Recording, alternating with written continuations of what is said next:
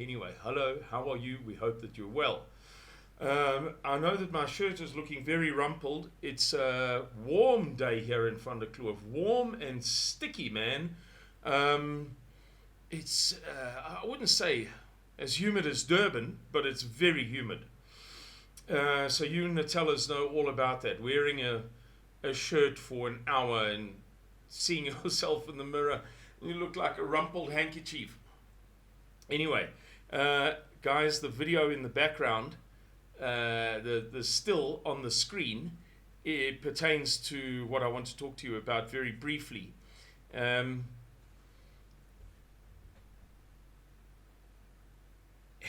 in August of 2019, we made a number of, or from August of 2019, late August of 2019, beginning with a speech that I gave to Eric Bornman's people at the end of a presentation by Mr. Miller and Colonel de Toy. I spoke for just a short while for Eric Bornman's people in Orania. I suppose you could say there were quite a few people from Van der Kloof as well, I think, if I remember correctly, and surrounding areas. So let's call it Eric Bornman's Northern Cape province. We mentioned for the first time the enormous research that we were doing on some kind of impending economic crisis. And at the time, I was speaking to some guys in America quite a lot, and we began talking about, not only to the Americans, but in videos and in one or two of those Zoom live streams, and a special video that I did with Johan Eyers, whom some of you will know, about ancillary events, other things that may happen. Now, by no stretch of the imagination, as I said to my father the day before yesterday, by no stretch of the imagination did we anticipate COVID-19 or anything like COVID-19. However, it is truthful to say that we did speculate on something, that there was an enormous economic threat. Maybe there will be something else to cover it up, or something else to forestall it, or what have you.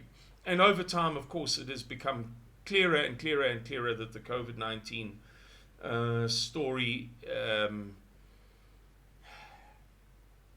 is complicated. That's the best way I can put it. Anyway, then last year, at about the same time, August, September, October, November last year, we again made predictions about, 2019 predictions pertained to about March of 2020. So we said in about 6 or 7 months' time, something big is going to happen. Something enormous is cooking. Some of you will be aware of the report on Zero Hedge. It's kind of a, if you like, a right-wing business website. And it's very, very, very good. Possibly the best conservative, far conservative website in the world, depending on your opinion on some things, I suppose. Anyway, so in August, September, October of last year, we began to say the same thing, that by about March of this year, we will see some enormous change, some enormous drama, some enormous something big and something pretty specific. And neither of those two sets of predictions are in the spirit of prophecy or guru or we know everything or we have special insights. Far from it. It's more to do with the fact that Saitlanders holds conversations with many very intelligent, conservative, Caucasian Christians all over the world. So, one or two very bright and well-informed people in Australia, 2 or 3 very bright and extremely well-informed people in Germany. The same elsewhere in Europe, a person here, a person there, and a handful, several, 5, 6, 7 in the USA, almost daily. I would say the 10 or 12 main people that we speak to every one of them every fortnight. And some of them we speak to every single day, every day. These guys know what they're talking about. Oh, I was talking about Zero Hedge. I beg your pardon, I've jumped around a little bit here. Zero Hedge reported on the enormous exodus, the resignations, the retirements of CEOs in 2019. And the point of the article, quite a famous article, was, what's cooking? What don't we know that all of these CEOs of the Fortune 500 companies and the S&P 500 and so on, that they're resigning at a rate hitherto unknown, never happened before. There is no precedent, and the next closest year doesn't even compare. What do they know that we don't? And with that in mind, it seems as if certain very powerful, influential people knew that there were 2 things coming. Maybe not, I don't know in how much detail. But if you look at all of the evidence, if you scratch around as much as I do, speak to the sorts of people that I do, it becomes clear after a while that these guys could smell, number one, an enormous, unprecedented financial challenge, which is still evolving to the point of crisis. And number 2, some kind of dread disease, some kind of black swan event, etc. Right. So, now we're in March 2021, and with all of that sort of background spiel that I've just given you, I want to say, without sticking our necks out too far, I want to remind you of something, one of the things that we've been saying since about August of last year.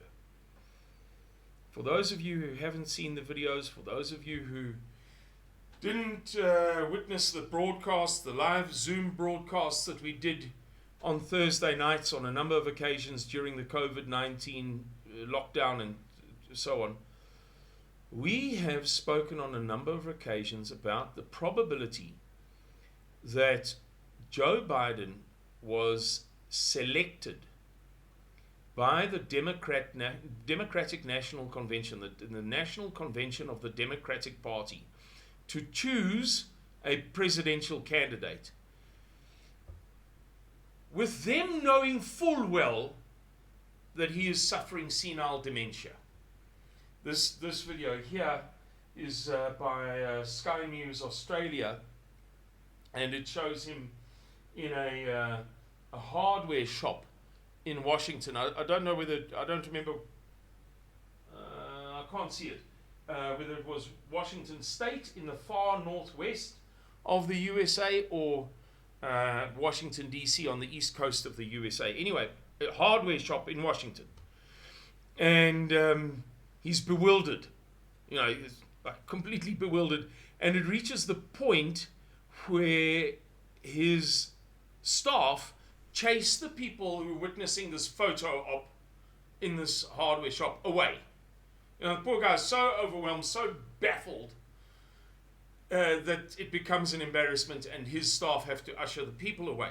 The guy, I wanted to say, he's losing his mind at a rapid rate. He has lost his mind. He's lost the majority of his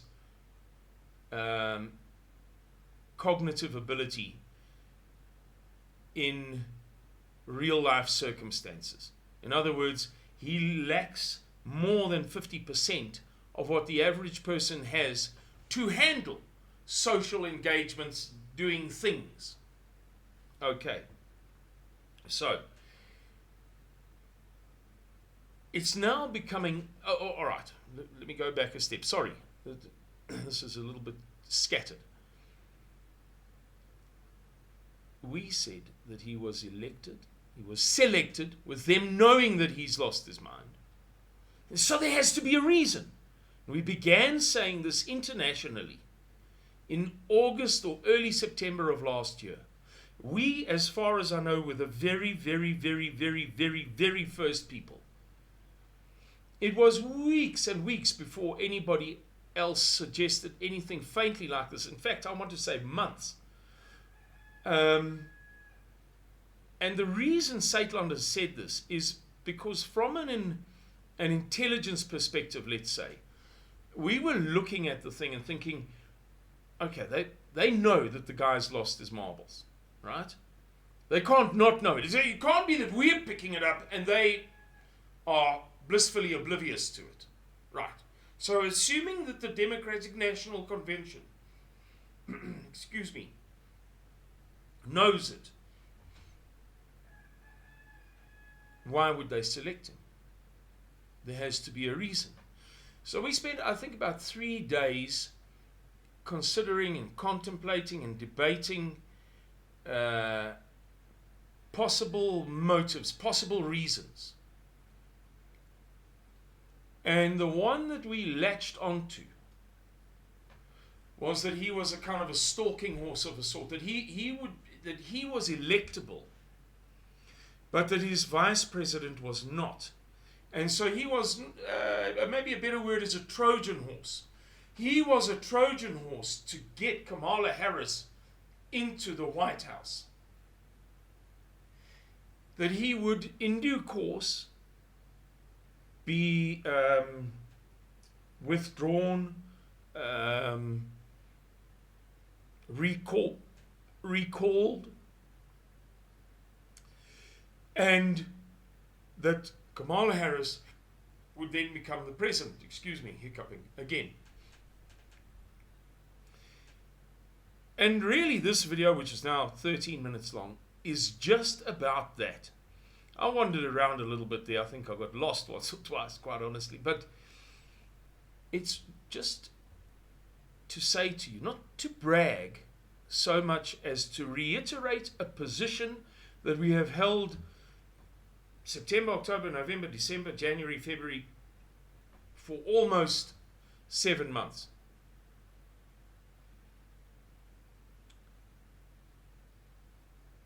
To reiterate to you that there is something afoot, there is something brewing, and it's big.